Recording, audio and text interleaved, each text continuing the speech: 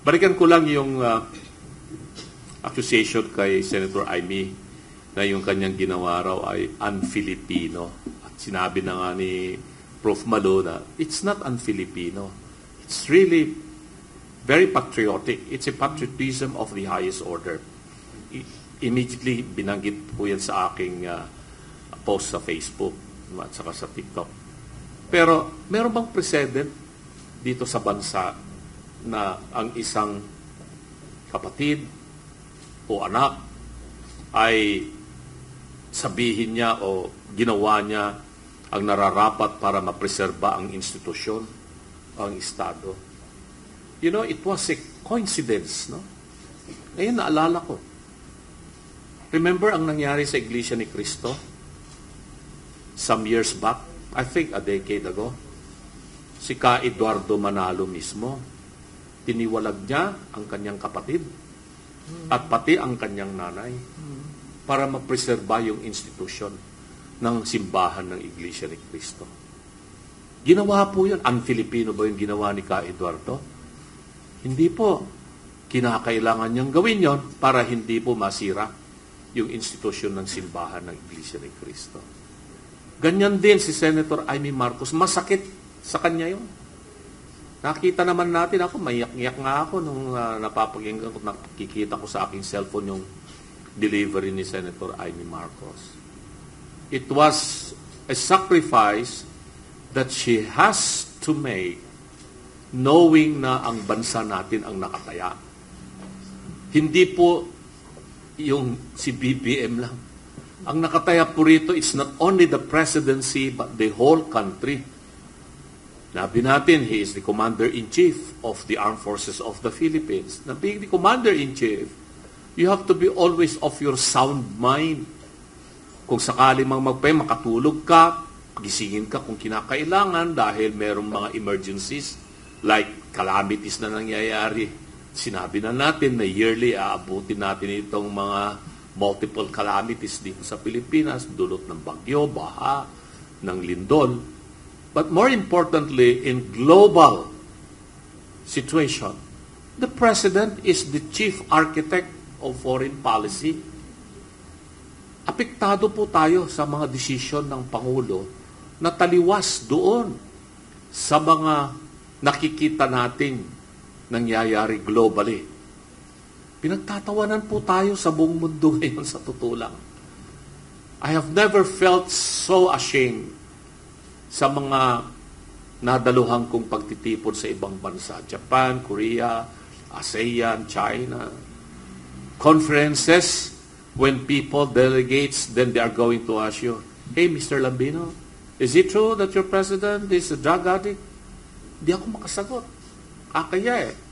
But this time, pag tinanong ako ng isang foreigner, well, according to the sister, was personal knowledge of the presidents and the members of the first family and some high-ranking officials of government who are there, incumbent they are, working with him, are also involved in this illegal use of drugs. Hindi naman po ito fentanyl eh. Sabi nga ni Doc Mata, yung fentanyl is a regulated drug, is a prescription drugs na ginagamit yan para maibsan yung pain in order to Pero you cannot equate yung fentanyl sa cocaine. You cannot compare orange and apple at the same time or a circle and a square. Magkaiba po yun. Huwag nilang baguhin yung narrative dito. At saka, yung pinag-uusapan natin dito, no? The future of this nation. Hindi na po ito issue lang ng corruption ito. Sabi nga ni Doc Mata kanina, as consequence of this massive, unprecedented, gargantuan corruption ever done in our country, it may have been the consequence of abuse, drug abuse. And it's happening in the palace. Yun po ang issue po rito. Now, in regards to issue of succession, maliwanag naman sa ating saligang batas. No, I have been campaigning for changing this constitution For how many decades na, Prof. Malu, tayo nakikipaglaban dito? Since late 80s, sinabi na natin itong constitution na ito, na gawa ng mga oligarchs, gawa ng mga taong they continue to have a colonial mentality that they believe they can, manipulate the poor people of our country. At pag ito ay nagtuloy-tuloy na ipatupad, walang mangyayaring maganda sa bansa natin. It's going to be a situation of a roller coaster, boom and bust, boom and bust, boom and bust. Ganun po ang mangyayari sa atin. Hindi natin matanggal kaagad ang Pangulo because we have to undertake the process of impeachment. If we follow yung peaceful process, hindi mo rin siya pwedeng piliting mag-resign. Dito sa ating bansa, yung mga politiko ba, meron pa bang delikadesa? Perhaps in other countries, yes, mataas ang kanilang moralidad at yung kanilang delikadesa. Ma-involve lang sila sa issue ng, let's say for example, what's happening now in Japan, yung prime minister nila, kakailik nila yung babae, gumawa ng some statements in regard to the issue of Taiwan. Nag-aalburuto yung mga Hapon ngayon. Sabi ng mga Japanese citizens, walang gera for the past 80 years. Why are you going to issue a statement that will inflame the situation here in the Pacific? So, baka mapilitan siyang mag-resign anytime just because of that minor. Pag tinignan natin, fault of the Prime Minister, but for the Japanese people, iba. In the same breath, nakita natin yung mga scandals, very minor scandals of politicians, even in the United States na tinitingnan natin na parang model natin yung America. I remember si Senator Edward Kennedy, na involved siya doon sa issue na meron daw babae na parang nadulas doon sa kanyang swimming pool. And because of that, he had to forgo yung kanyang ambition to run for president of o Democratic nomination sa United States. Dito, sinabi na ng kapatid ng Pangulo, gumagamit kayong pamilya ng droga, ng cocaine. Succession, we have to follow that constitution kahit na hindi ko gusto.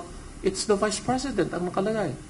If we want peaceful transition. Now, if you don't want, and that's what I'm afraid of, baka itong mga sinasabi mo kanina, mga junior officers and foot soldiers, hindi mo maalis na magsabi sila ng mga ganito-ganito, ganyan-ganyan. Ako, naglalaro ako ng golf. Malaro ako sa Aguinaldo, lumalaro ako sa Villamor, lumalaro ako sa veterans. From time to time, kung minsan may mga nakakasabay po tayong mga nasa active in service, maririnig mo yung mga bulong-bulungan.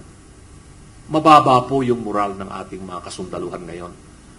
Militar at saka pulis. Hindi lang sila kumikibo dahil siyempre they follow the chain of command. And that's what I'm afraid of. Kasi yung provision po ng ating saligang batas that the armed forces is the protector of the people and of the state.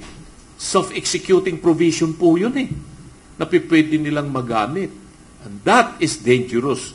Magiging extra-constitutional po yung succession. Hindi po ako papayag sa ganun na sitwasyon. Kasi mamimiligro po talaga. Hindi lamang po yung ekonomiya ng ating bansang mamimiligro sa ganung sitwasyon kung hindi the entire security situation of our country. Pag sumabog po yun, magiging parang Myanmar po tayo ngayon. Tuloy-tuloy po yung labanan ng mga sundalo sa Myanmar and different armed groups in Myanmar. Dito sa Pilipinas, magpunta ka sa Mindanao. Ito, si Doc Bata alam niya ito. Walang tao sa Mindanao na in his full age na walang armas, na walang baril, pistol or what have you. They're very high-powered firearms there in Mindanao. Hindi lamang po yung MILF or MNLF or whatever groups. Even Christian groups in Mindanao, they have their own firearms. And there are thousands and thousands of loose firearms in Mindanao. Same is true here in Luzon. You go there in northern Luzon. I am from northern Luzon. Ilocano, Apo, Mukati, sasaad tayo dito, amyanan. Nangruna dito probinsya iti Abra. Kandita, nado mga probinsya ta Ilocos Sur, aging gana dito, Cordillera, ado, armas dito. In the hands of civilian people. So, huwag sanang gawin natin na issue na Huwag po upuin si Inday Sara kung sakali mang matanggal si BBM dahil ang gusto nila mag-resign din si Inday Sara. Bakit? Gumagamit ba siya ng cocaine? Yan ang tanong. Involved ba siya sa corruption ng flood control? 125 million lang yung kanilang pinupukol na issue, the confidential and intelligence. Kumpleto na po ng dokumento yan, sabi ng Commission on Audit. Wala pong corruption. Kumbaga, i-confidence nga, pinapalaki lang nitong mga issue ito na talagang takot na takot sila kay Inday Sara na siyang susunod na Pangulo ng Pilipinas sa 2028. Yun lamang po yan.